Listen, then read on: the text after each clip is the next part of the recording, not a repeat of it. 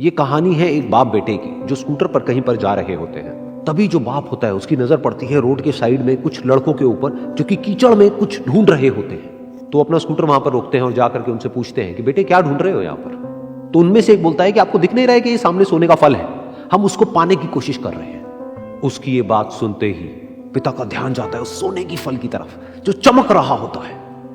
फिर उनके माइंड में कुछ इमेजिनेशंस बनने लग जाती हैं कि काश ये जो फल है ये मेरे बेटे के पास में आ जाए तो ना सिर्फ उसकी बल्कि मेरी भी जिंदगी बदल जाएगी।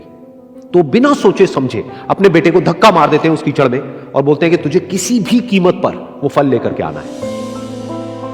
लेकिन बेटे को वो फल नहीं चाहिए होता है, उसके अपने कुछ और ही सपने होते हैं।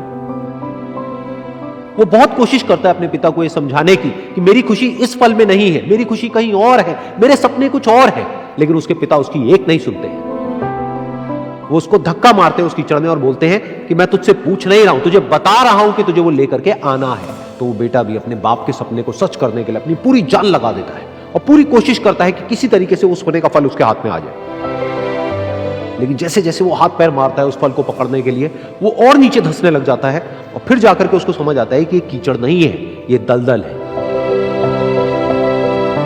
वो चीखता है, चिल्लाता है, अपने पिता को आवाज लगाता है, लेकिन उसके पिता उसकी एक नहीं सुनते। बोलते हैं कि बहाने मत बना, और भी लोग हैं वहां पर जो कर रहे हैं, तो जब वो कर सकते हैं तो तू क्यों नहीं कर सकता। तो एक बार वो फिर से कोशिश करता है और अपनी पूरी जान लगा देता है, लेकिन उसके बाद भी उसके हाथ में कुछ नहीं आता है और वो धीरे धीरे नीचे धंसता चला जाता है और मर जाता है।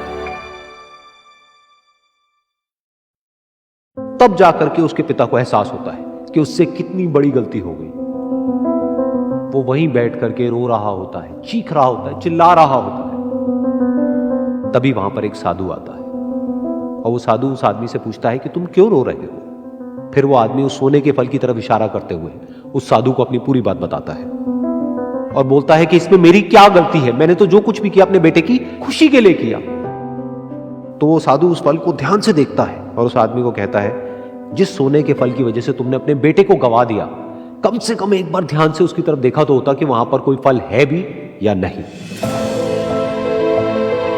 ये सुन करके उस आदमी को गुस्सा आया और उसने कहा कि सामने तो दिख रहा है फल, आपको नहीं दिख रहा क्या। तब वो साधु उस कीचड़ के ऊपर एक पेड़ होता है जिसकी तरफ इशारा करते हैं और बोलते हैं कि वो जिसे तुम देख रहे हो वो उस फल की परछाई है, असली फल वहां पर उस पेड़ के ऊपर है।